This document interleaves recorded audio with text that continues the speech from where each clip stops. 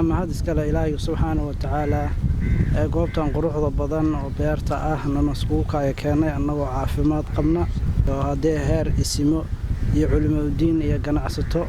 ay ahaan lahaayeen Ilaahaygi nasku ka keenay annagoo caafimaad qabna baan u mahadnaqaynaa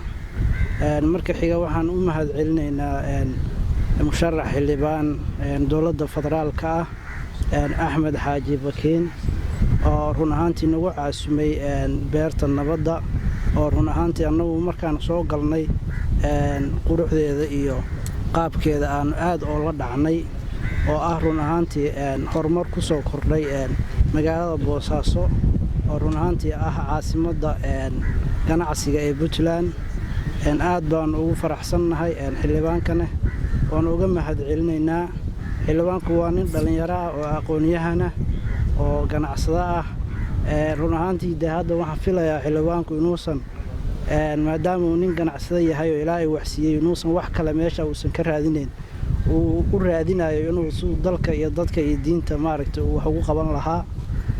marka xildhibaanna waxaan ku leenahay xilkaas Ilaahay ha ku fududeeyo hadduu khayr kuugu jiro haddaad qabatana xildhibaanna waxaan ka rabnaa xuquuqda maaragtay bulshada Soomaaliyeed maaragtay aad isku taagtay inuu aad ka soo baxdo Ilaahay uu ku fududeeyo siiba waxa waaye xildhibaan waxa tahay reer bari ah reer Puntland ah inaad maaragtay aad wada xiriiriso bulshada reer Puntland iyo bulshada dowladda federaalka ee Soomaaliyeed baan rajaynaynaa anu waxa waaye xildhibaanka waxa waaye waan isma naqaano laakiin hadda isbarnay laakiin aabihiis baan isnaqaanaa aabihiis baana waxay ahaayeen dad saaxiibo waagu gudoomiyaha gobolka Xaaji Bakiin aabihiis Allah u naxariistay beeldaaji Saad Cali Faarax oo in muddo ay soo wada shaqeeyeen aabihiis iyo hadday saaxiib ahaayeen annaguna insha Allah saaxiib baan noqonaynaa والسلام عليكم ورحمة الله وبركاته.